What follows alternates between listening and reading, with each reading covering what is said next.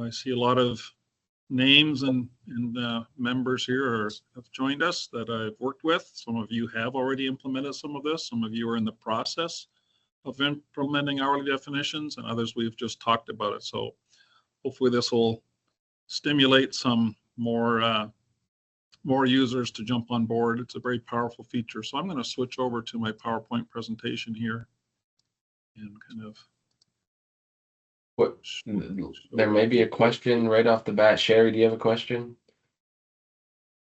See that? Chat's not working. Chat's not working. That's a good point. Your link came through, but my bottom says chat is only available during the meeting, and I'm not able to chat. All right, I will investigate that as we get started here. Thank you, Sherry. Okay, so we're going to cover hourly definitions and how that impacts scheduling and what it'll do for you.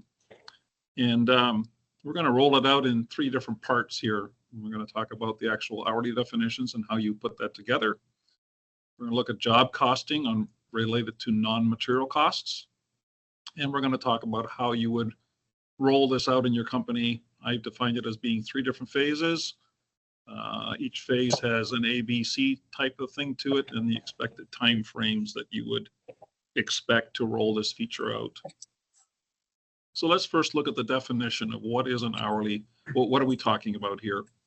We're looking to find a method to determine the amount of time it takes to complete a job action based upon the services or products that you add to an area.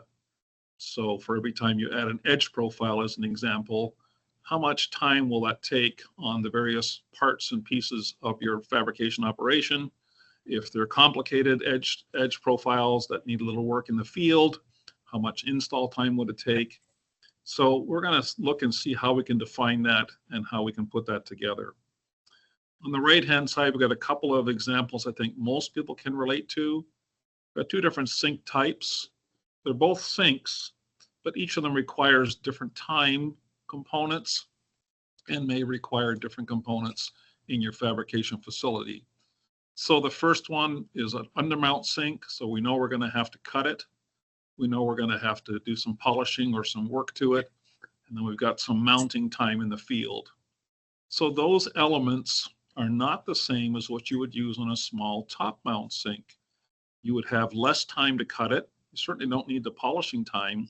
And the install time is much shorter as well because your sink covers your sink mounting is totally different in the field than the undermount sink. So there's one example I think that most people can relate to, relevant to what we're trying to accomplish here.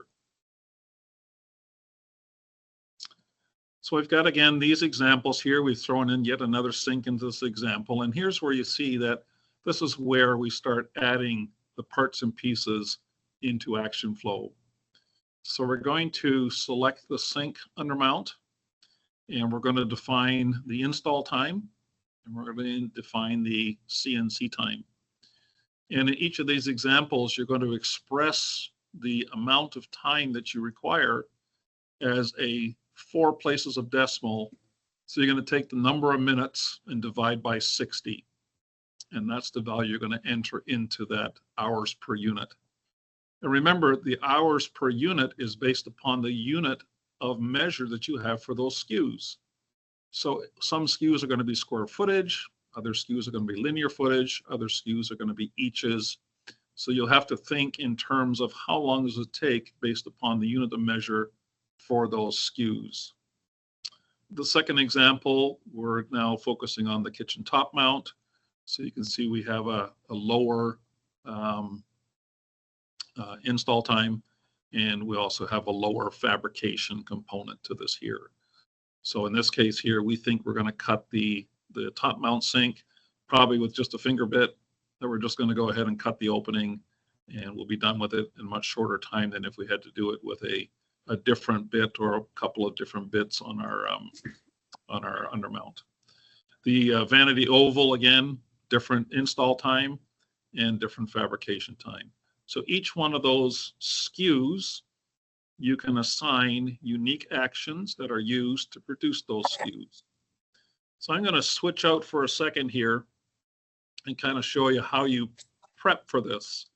So what I have in front of us here is 2 seconds here. I'm just going to go and get it. Here we go. So here's where we have some time definition. So you can see here, if I was to go to the same SKUs, we go to sync prep. So row 171 and 172. So here you can see that using an Excel spreadsheet, we have asked the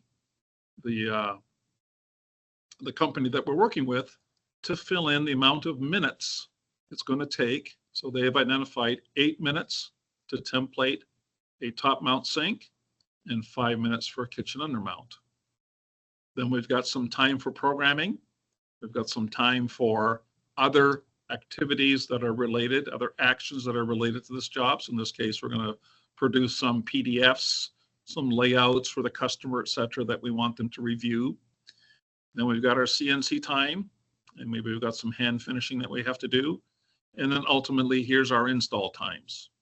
So every SKU that you have in the system that is labor related, you're going to then define each one of these values in just raw minutes. Then your input side of things is going to express those minutes. So I'll go down to the sync prep as well here. So you can see the kitchen undermount sink is taking those times from the first tab, and it's converting those by dividing that value by 60. So I don't have to do it with a hand calculator. I'm simply pulling them over. And these are the numbers that I'm going to enter into this interface here. So hopefully I'm connecting the dots a little bit as to where these numbers are going to come from and how you're going to harvest that data and then enter it into ActionFlow. Hey, Roger. Yes. Quick question in the chat. Is it from Kate? I think this might have been going back to the first slide. With the requirement for drawing versus entering quantity of square foot, does the same apply to multiple tops of the same size? The answer is twofold. This works primarily with using the draw module. From the standpoint of many of the functions require the geometry to be drawn. So you'll get some information if you hand bomb them into the override fields, but most of the SKUs are driven by what you draw in the geometry section. I think that answers the first part. Can you clarify the second part for me, Josiah? Well, then she says also we would typically draw it once, then adjust the quantity of that top. So does that? I believe it will not. And this is one of the items that I believe I documented and reported. And I got a feeling it won't. I'll have to go back and double check that again, but I don't believe if you increase the quantities that it's going to multiply that through. I'll verify that for us. Thanks. Thanks. Thanks. Yeah, Kate, I'll get directly back to you on that one as well. Okay, so this is now examples on where we're going to do edge profiles. So we've got 2 different edge profiles, and you can see that I have the chiseled edge is not going to be used by a machine. It's going to be done in my fabrication department, and usually it's sort of more of a custom type of edge profile than it is your standard fabrication. Your traditional edges can go through a CNC. You may have some hand polishing that goes in to touch it up. Then you'll have to add those actions. Here's where things get a little unique. So this is where I'm going to answer Kate's first question directly, in that the system utilizes the geometry that you've drawn to determine the total linear feet of each piece that you've drawn. In other words, I want to calculate the bottom, the right, the left, the back. I want to know what's the total runaround linear footage that I'm going to need in order to define my saw time. I can also take a portion of that and apply it to my install if I felt that that was a metric that I wanted to use. We also have the ability, as you'll see later on in the presentation, to just do simply piece counts. So I've got 5 pieces. I want to have 6 or 7 or 8 or 9 or 10 minutes of install for each piece.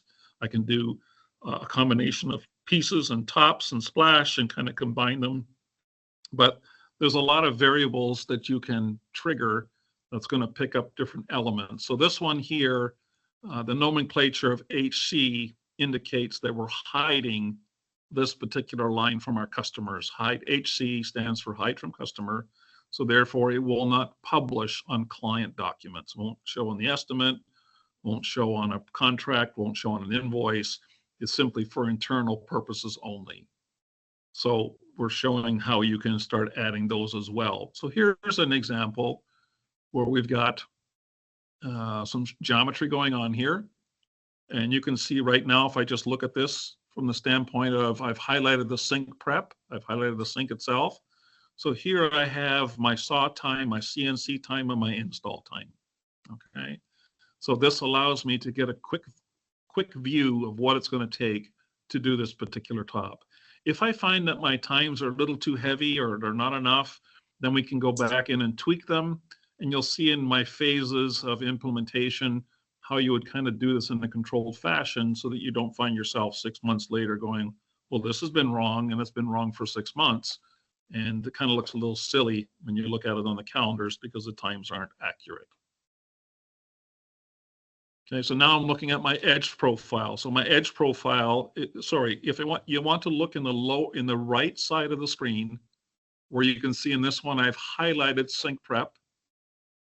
And down below, it shows me what the sink prep time will be. So in this case, it's 0.66, made up of 0.33 for CNC and 0.33 for install. In the next slide, I've highlighted the edge profile. So I have 29.67 linear feet of edge profile.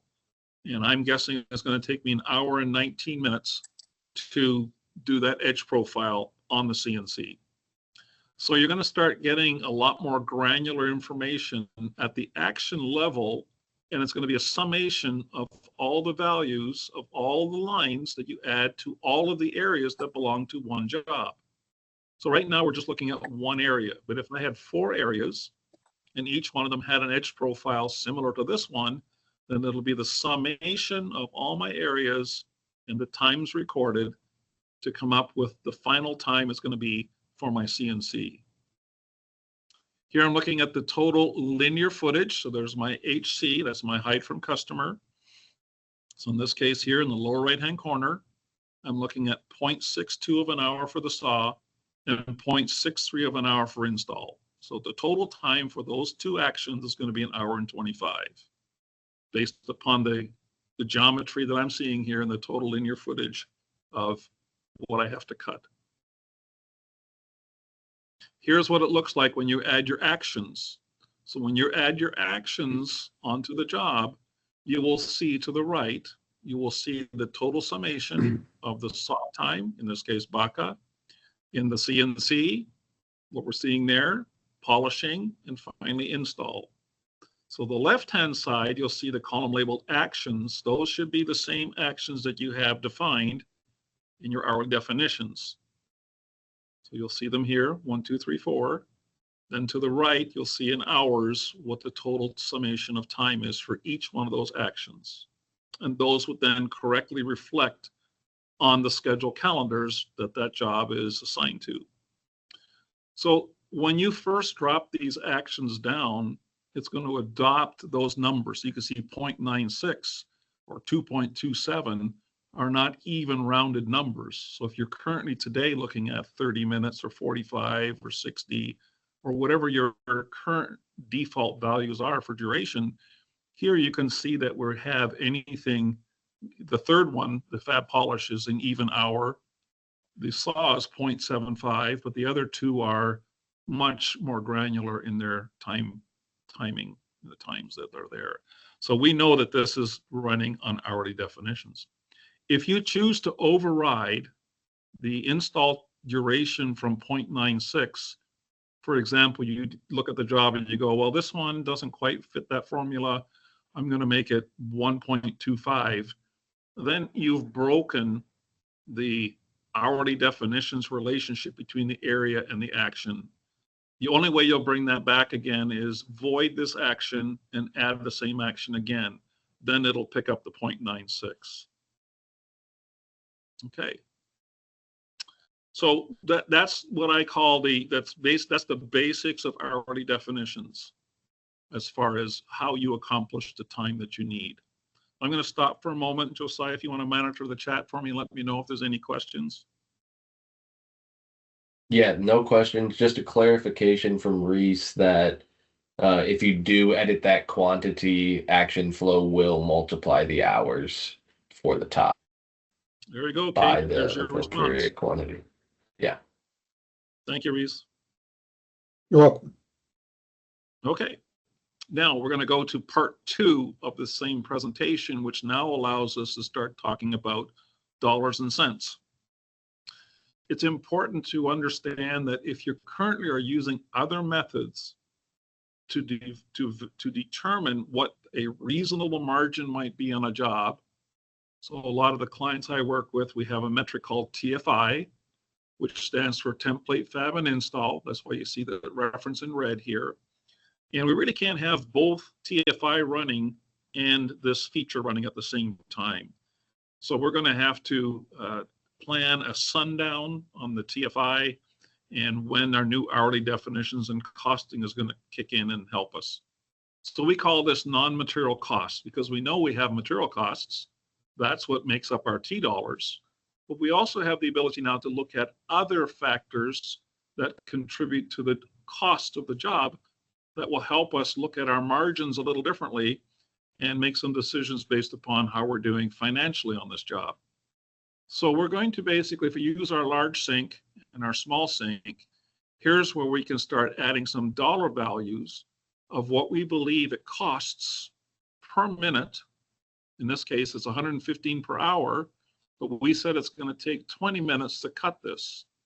So we're going to divide that 115 by 60, multiply times 20 to get the time per minute, if you will, to prep the sink opening. Then we're going to have similar hand polishing. We maybe have a value of $85 an hour overhead for the labor. And we've got 20 minutes of install time, and we've nailed our install time at $85 an hour. So now we're going to start introducing these numbers that you see here. So we're going to go back into the same area of the system where we defined the hourly values in fractions of a minute. And now we're going to start putting in these same numbers that we saw on the first screen, which was 85 for labor, 115 for the machine. So this allows us then to start harvesting data, same with the edge profiles, same with the linear feet cutting around.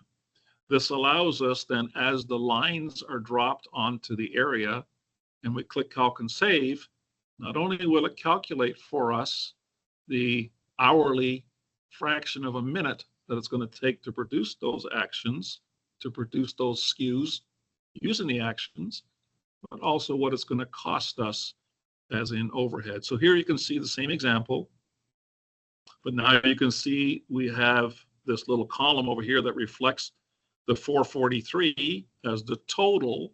But if we look on the right-hand side where I've highlighted sink prep, now you're going to see we've evaluated $28 for the CNC and $37.95 for install, using the fraction of the hour against the hourly cost that we've defined. So install was 115 or whatever that was, and then the CNC was another value. So your accounting department is going to help you determine what is the overhead cost of each of the components of the job and how it's fabricated. Here we're looking at the edge profile. So I don't have any install because there is no real install for this particular edge profile. So I'm simply taking the overhead burden of 1.19 hours on my CNC, and that now is going to give me a cost. Same thing for the saw time around my pieces. They each get a time. So now if you look at your area summary, you'll now start seeing that you're going to have costs coming into play at the SKU level, rather than adding a component at the end that's going to kind of emulate what you believe the overhead to be. This is what we believe the overhead is based upon the number of minutes and with the value that we placed on doing those. So here you can see we have our revenue, our pre-tax costs, and our $T costs. Our $T, of course, is going to be our materials, which is by this blue checkbox in the $T column. And I'm assuming there's more on this job here. I'm just showing you in green what makes up the non-material costs, and in blue is the material cost. Ultimately, those are then contributing to what the margin is on this particular area. Now, for those of you that are kind of deeply involved in quick the question, solutions, Roderick. Go ahead. Going back to the editing times on the actions, so a few slides ago, I don't think you need to go back, but does it only affect that action, or will it break the other actions? No, it is the whatever action you see on that row is what it's going to impact. So in this case here, let's do the edge profile 3cm. Whoops, I'm sorry. Let's do the 3cm edge profile. The only action that's going to impact is Fab02 CNC. It's going to define 0.04 of an hour at 115 per hour. Yeah, I think, Roderick, I read the question. I think, like when you said changing that 0.96 to 1 or to 2, I think the question was whether changing that time for like an install is going to impact anything else. No, it won't. And the answer is no. That won't break anything. And then I put a note. I just mentioned that if you move the install, like you move it from Monday to Tuesday, it could potentially move other actions, but changing the time from 0.96 to 1.5 won't break anything. No, and it's not going to update the costs either, because the costs are driven by what the default values are at the time the area was created. Yeah. Fair. Thanks. Thank you. Kind of helps having eyes on the other side. I'm not seeing the chat when I'm looking at the presentation here. So, okay. Mm-hmm. So those of you who are deeply involved in the synchronous solutions workflow will know a term called octane and constraints. And so what we can do is we have the ability in the configuration of the actions to determine the single constraint that we believe in our total workflow is our bottleneck. So constraint is the same thing as the bottleneck or the weakest link in the chain. Which part of your shop? So in this case, we've identified the CNC as being our constraint. I think that's pretty common in most shops. Sometimes it's the saw. Other times it could be the install. We don't have enough capacity to install what we can produce. So each shop is uniquely different. And the constraint can change. It could be the constraint this particular quarter is going to be the CNC, but we know a new CNC is coming in, or the old one is going to need an overhaul and repair. So we know that on the second quarter of the year, the CNC should not be the constraint, but then we identify where our next constraint is. So you always will have a constraint of some sort. In this case, with this example, it's the CNC. So by us defining the CNC as the constraint, now we can look at our areas, and we can look at the constraint hours, and we can look at a value called octane. Again, I'm not going to get into too much explanation of these definitions. I'll leave that to the pros with Rick Phelps and Synchronous Solutions, but those are also going to reflect on the calendars. So on the calendars, we can reflect those same values. So here we have the constraint hours turned on, and now you can see there's a new value on the calendars that tells us we have a constraint at the CNC of 2 hours and 18 minutes, 8 hours, 1.68 hours. So we're basically highlighting on the scheduler what our weakest link is capable of doing at this particular time, because we've defined that action, the CNC, as being a constraint. So these are things that you can also do in conjunction with hourly definitions that kind of work hand in hand to have those there. Constraint hours wouldn't show unless you had that identified in your workflow. And all these features, by the way, are available in the enterprise version of the system. So if you don't have the enterprise and this is of interest to you, to talk to your account rep.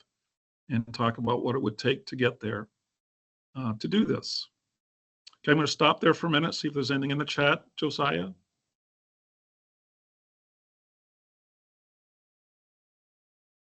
We're all good. Okay, so now we're going to talk about how do we do this. And I already teased you by showing you that Excel spreadsheet that we had designed. So that's a case of taking each one of our SKUs and putting them in a spreadsheet and asking our team to help us define the times in minutes, or you can put 1.8 minutes, 1.2, 0.75. On the first tab, we're going to define the minutes.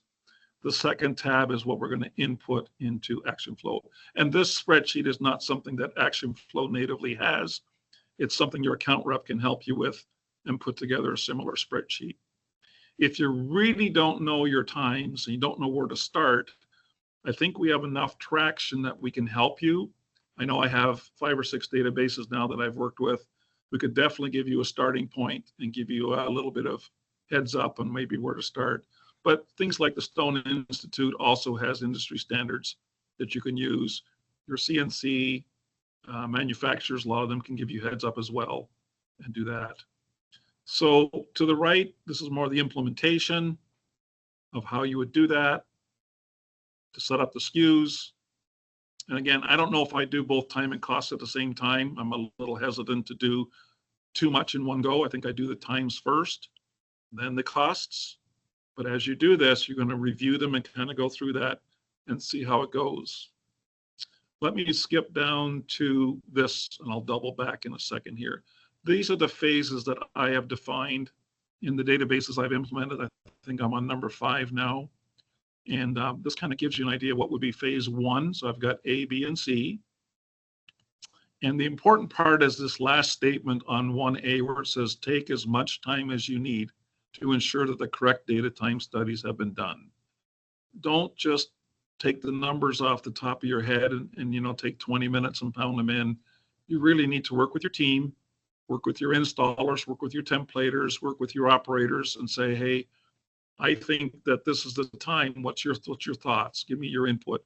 Or as we did with one company recently, we kind of divvied it up. We took that spreadsheet and we divided it up amongst members of the team. And we kind of assigned it to them to give us some data.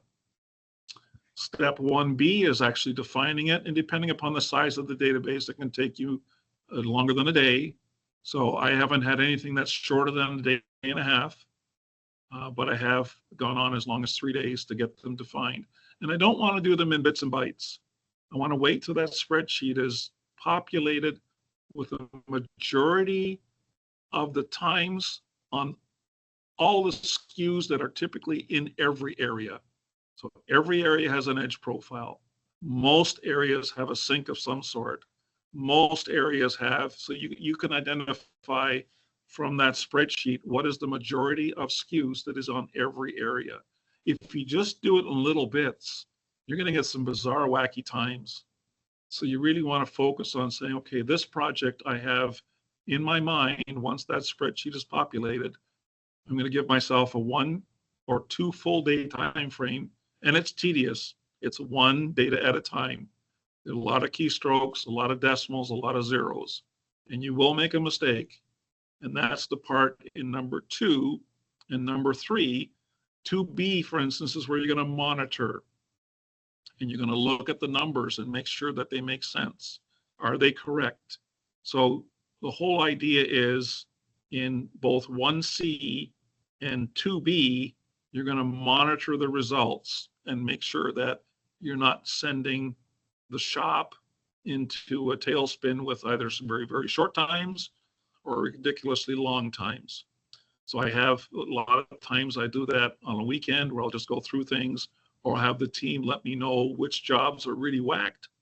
I'll take a look at them and make a decision which part of the job I need to adjust and manage. And again, your account reps can help you with that. 2A is where we're going to get into the cost per hour. And some companies just don't want to do that. They have their reasons for it. They have their other ways that they define that and the way that they work with their teams, especially if they're compensating based upon margin. That could be a little dangerous boat that you really don't want to rock. So be careful with that one. And finally, you have an opportunity in phase 3 to now go back and add some hourly definitions based upon materials. So if you have a material type or color, your darker colors may take longer at the saw. Your quartzites or your dolomites may take longer time because of the complexity of the products. You may have specialized sinks, some trough sinks that are done with different materials. So if that's the case, phase 3 would be something where you now start adding in hourly definitions based upon the materials and their colors or the actual SKU names themselves. So phase 3 is something I wouldn't do for at least 3 months or so. Let the phase 1 and 2 kind of settle out, and then tackle your first, maybe you're going to do dolomite, or you're going to do quartzite, or you're going to do a complex sink that needs a lot more time in production to do. And as you work through this, you're continually monitoring your hourly definitions and tweaking them moving forward. Couple final notes here. These are some special ways of doing certain things in the system, and I'll show you in a moment how to do those. But here's where we can define the load times. So if we have a machine like a CNC that requires a certain amount of time to move the pieces into position, then you're going to use your base definitions to determine the time. But you also want to have a little extra time for loading and unloading, whether it be by the top or whether it be by the tops and splashes. So typically a CNC is not going to do your traditional splash. That's going to be done on an edge machine. So you probably wouldn't want to introduce splash elements, but a full height splash, we don't really consider that part of the splash family per se. It's basically a top that's just mounted vertically. So you want to be careful with how your team thinks about the difference between full height splash and a 4-inch splash. We also can have unique times for seams. And again, seams can be visible or they can be HC, hide from customer. So we now want our project managers and our upfront team to think in terms of, I got this big U shape. I know my shop is going to put 2 seams in it somewhere. So I might as well put a seam SKU into there and it'll account for the time relevant for those seams. So you can get pretty granular if you start thinking in terms of some of the SKUs, for instance, that aren't typically drawn, but now you need to add them so that it'll accumulate more time. So here's some of those SKUs. We put them in a class called metrics.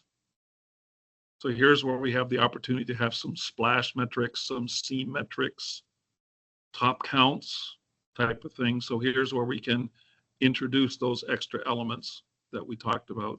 And these are all HCs. These are not items we really want to share with the client. It's internal only. And then as you build these out, if those of you who work in the price calcs and the price lists, if you go under the special column, that's where you pick what has been predefined as being the metric that is going to measure. So you'll notice on the seam count, under the special, there's a special called seam count, all one word. And that's a metric that's been defined in advance by ActionFlow that's going to allow you to add an extra element of time or cost. So on a seam, for instance, you typically are going to introduce some extra time for install and extra time maybe in the QC or the finishing part of it. If you're doing solid surface, you're going to have multiple types of seams. You'll have a deck seam that is 100% internal in your shop, but then you also got a field seam. So you're going to have 2 different SKUs, a deck seam and a field seam. And each one of those is going to then account for time or cost to contribute to the area's cost and margin. This I already kind of showed you here. So that kind of concludes the presentation. I'm open to any questions that you might have. Just a comment from Mike in the chat as well, kind of on the topic of SKUs. He found that going through this, it's helpful to do a cleanup of the SKU list to make sure there aren't dead SKUs that aren't needed anymore. So just helpful comment. That can be probably broadly applied for a lot of things. So thanks, Mike. Yeah, you need to go through your list of SKUs and really make sure that your users can only add the ones that are relevant. So if you've got SKUs that are inactive in your price calc, you've made them inactive, then of course they're not the issue. But you want to make sure that there aren't ones there that you may have had on day one, but you really went a different direction. And now you find out that the users are still adding those old SKUs, but they're not doing anything for you. So yes, that really helps when you dump all of your SKUs into Excel, and then you review that and make sure that there's nothing in there that doesn't make any sense.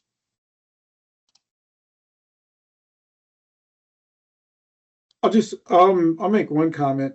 Thanks a lot, Roderick. I mean, this is like that spreadsheet, you're looking there, and just all the details you showed about how to set that up. That's pretty cool. So thanks for showing us that.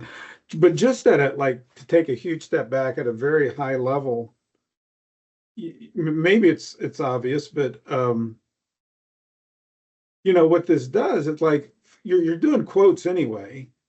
And yeah, maybe a few of those line items, you might add some metric line items that you would normally do. But for the most part, you're doing a quote. And with this feature, ActionFlow is going to calculate how long it takes to manufacture that quote. I mean, that's just the very high level goal. What if you could just do a quote and how long on the CNC and the saw and all that it's going to take? So it's pretty cool if you can get those accurate numbers. And there's a lot of valuable information in the guys that have chased down what these numbers should be. But if you get those accurate numbers, you do a quote, it'll tell you how long that job will take to manufacture. And that's a pretty cool thing. You see the chat? Did you see the question in the chat there? Why don't you take a look at that, Reese, and why don't you respond to that one? Yep. Wait, are there any reports on times for factory loads in the future weeks, or is the data only available in calendar format? So I don't understand where that else can we question. look besides the calendar for this data? Oh.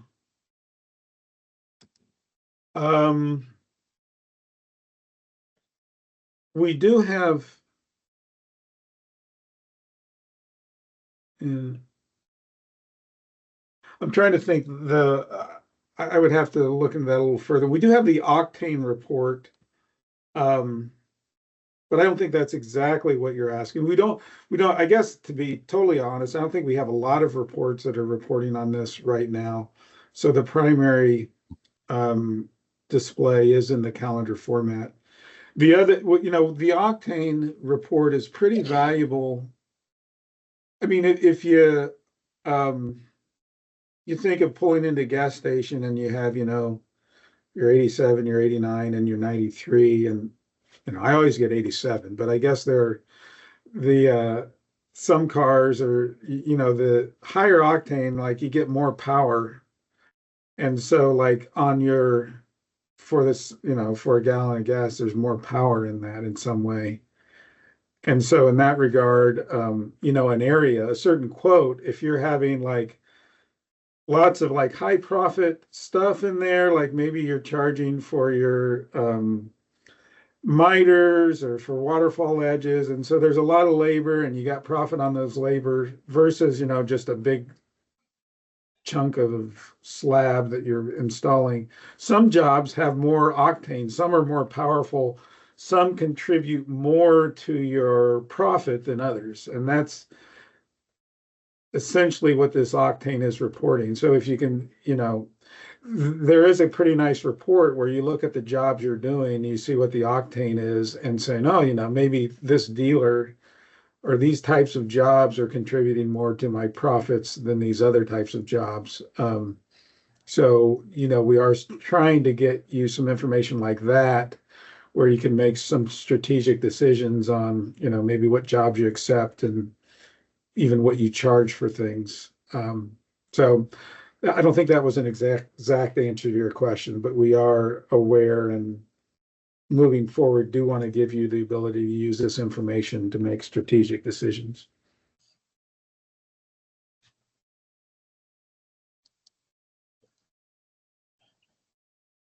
Right. Okay. Any other questions? Feel free to unmute yourself too. Doesn't have to be in the chat. I've got a quick question. From a calendar aspect, if a action has less than 30 minutes of time allocated to it because of the metrics, it shows up really small on the calendar. Is there a, so a workaround for that? No, no. I mean, I'm aware of the issue, and having those tiny little things on the calendar is annoying and a little cumbersome. We obviously have lots of priorities, and finding a workaround for that is not yet bubbled to the top of our priority list, I guess. So we're aware of it, but we really don't have a workaround right now.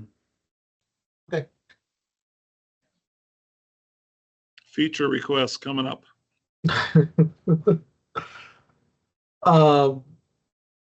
Roderick, how many companies do you have? This is a massive undertaking to do it in the depth that you just detailed here. How many companies do you have working towards getting this up and running right now? 5. 5. Okay.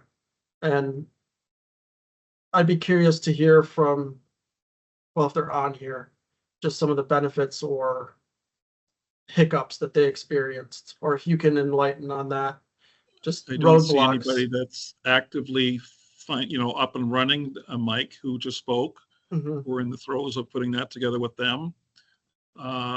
Leo from DTK, we're in the throes of starting with them, putting that together. And excuse me, what I mean by the beginning, we're in the process of populating the spreadsheet. So we're putting the due diligence and time into the front end. I'd rather do it there than do it later on.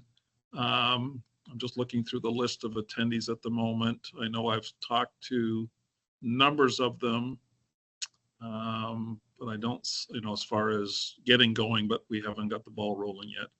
But Mike is one, and Leo from DTK is another one that we're starting in the process of building out the spreadsheet. Okay.